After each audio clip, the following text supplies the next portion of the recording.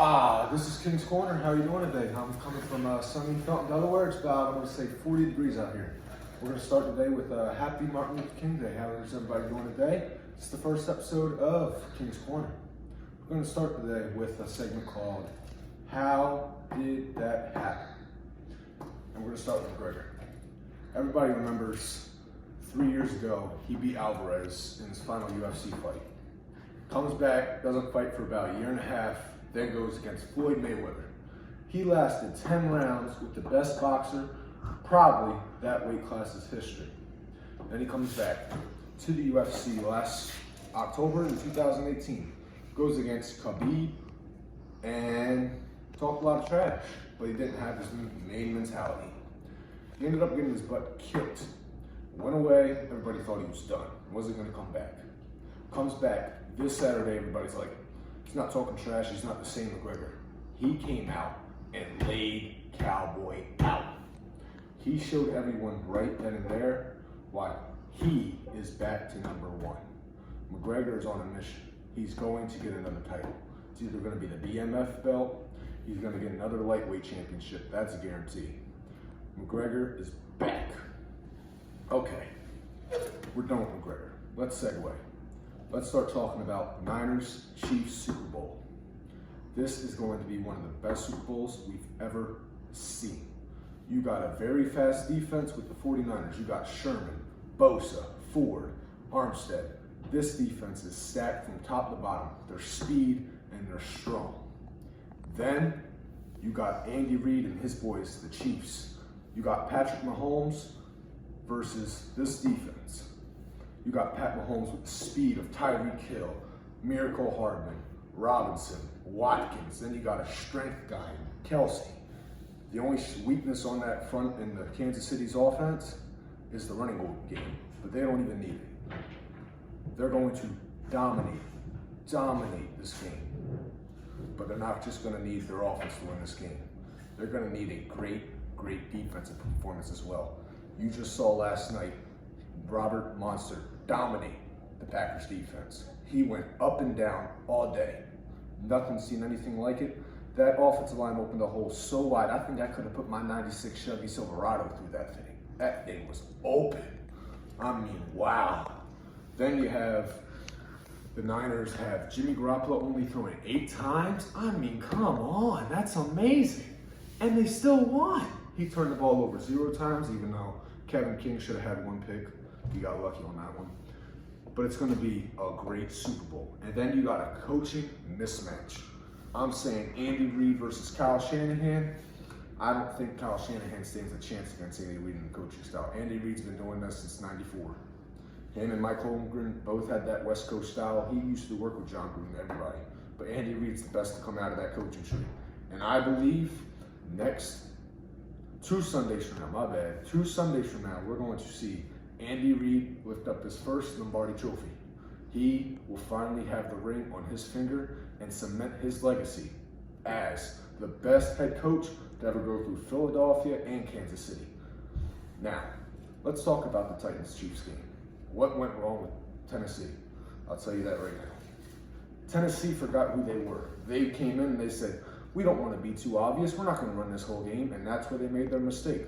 If they gave the ball to Derrick Henry that whole game, I guarantee we're talking about a Niners Titans Super Bowl. That Super Bowl would have been so much fun because you got the best run defense versus the best running offense in the game. But the Titans got too cute. They thought Ryan Tannehill was Tom Brady, and he's not Tom Brady. If anything, he's Blake Bortles. Ryan Tannehill will never be in the Super Bowl. If anything, they should have kept Marcus Mariota in the game later, because Ryan Tannehill was showing you after play action passes, he couldn't do it anymore. If you have him sit back, just pass the ball all day, everybody's going to be able to get it. That last play of the game that cost the Titans the game where Tannehill was on the 4th down. Tannehill scrolled out and he tripped. I guarantee Marcus Mariota would have scrolled out of that pocket to the left and at least completed one of those passes to A.J. Brown. That is not a promise, that's a guarantee. Now let's talk about this Niners-Packers game. That game was a mismatch from the beginning. You have that talented defense I've already talked about with San Francisco going against an old and weathered Aaron Rodgers. Aaron Rodgers, I hope you're listening to this. What happened? Where'd you go? I want him back. I remember when we were talking about you, Mahomes, and then Wentz sometimes. But you got to learn. When are you going to start taking the credit? When are you going to start taking the blame? Because every single time I look at you after a play, you're always like, oh, you got to do this, this, and that. No, Aaron, that loss is on you. You got to be a better leader. Now, another reason they lost that game to San Fran was a coaching mismatch. Tell me, how in the world do you go into that game and barely use Aaron Jones until you're down by 20 points? I mean, what are you doing? What are you doing, Green Bay? It's called run the ball. Because you realize when you started running in the second half, you guys got it to a 20-27 game. But as soon as that happened, you guys were like, we have Aaron Rodgers. We got to get back into the game. And then Kyle Shanahan learned from his mistake in 2016 with the Atlanta Falcons. When he was up 28-3 against New England and he kept throwing the ball, he made sure, and he put this in the back of his head, I will never in my life make that mistake again. And he saw it yesterday. He only ran the ball. He only threw the ball 8 times. Do you know how hard that is to do that in a league like now? It's called a pass-first league.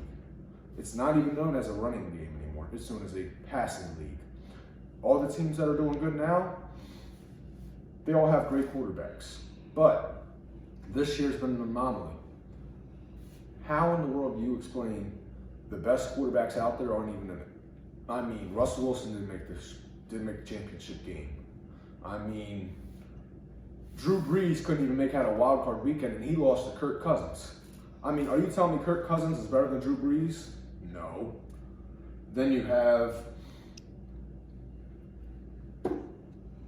Andrew Luck. He retired before the season. But I promise you this, if Andrew Luck didn't retire, he probably wouldn't have made the playoffs this year anyway.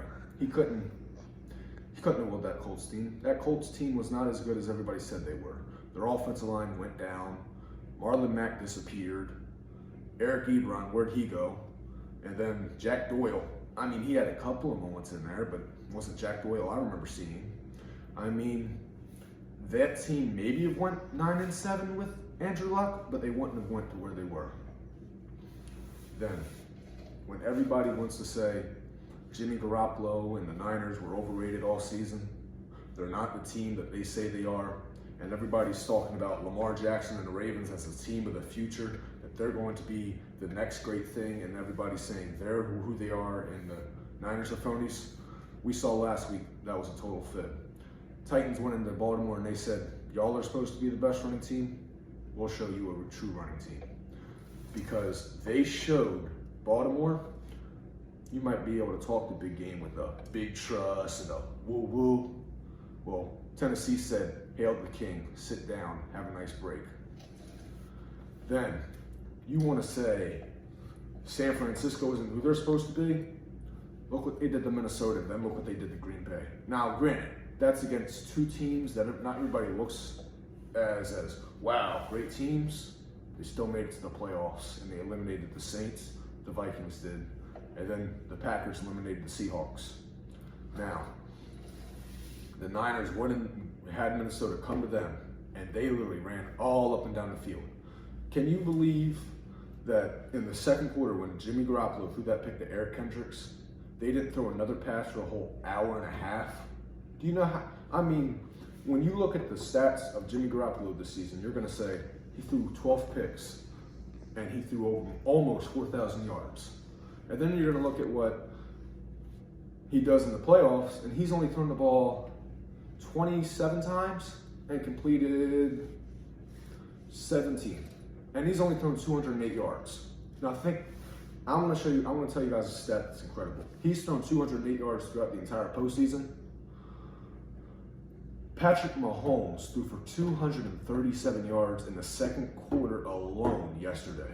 Pat Mahomes said, Jimmy Garoppolo, I'm going to show you how to play quarterback in the playoffs. And it's incredible. Now, let's segue away from the playoffs. I read a story this morning that Tom Brady is open-minded. He's willing to leave New England. And two of the places are Las Vegas with the Raiders and Los Angeles with the Chargers. Now, if you were to tell me where do I think Tom Brady's going, I would say he would more than likely be going to Los Angeles. And here's why. In Los Angeles, Tom Brady already owns a home. They have a very structured head coach in Anthony Lynn. They have a great defense. You got Joey Bosa, Melvin Ingram. Then you have Casey Hayward. That defense is young and elite. Then you also got Derwin James on the secondary. Sorry, I forgot about him. He's a beast as well. And then on offense, they got a decent offensive line. Keenan Allen's better than any receiver Brady's had in the last 20 years outside of Gronk and Moss. I would say Keenan Allen over Julian Edelman. They have Hunter Henry, who's a great tight end. We all know what Brady does with great tight ends. Then you have wide receivers and depth and Mike Williams. I mean, that's another throw-up guy for Tom Brady. Then in the backfield, you got Austin Eckler. Austin Eckler is exactly a James White reboot, but I would actually take him in a passing game. Austin Eckler can not only go out and run routes, but he can run up the tackles. He loves running in between those tackles. He's a very physical little back. Now, if Brady goes to Los Angeles, look, Kansas City fans, I'm sorry, but you're going to have a nice competition in there. It's going to be you guys and the Chargers. Because if the Chargers keep Phillip Rivers, they won't be going anywhere. And that's a promise. Thank you for watching this episode of King's Corner. Have a nice day.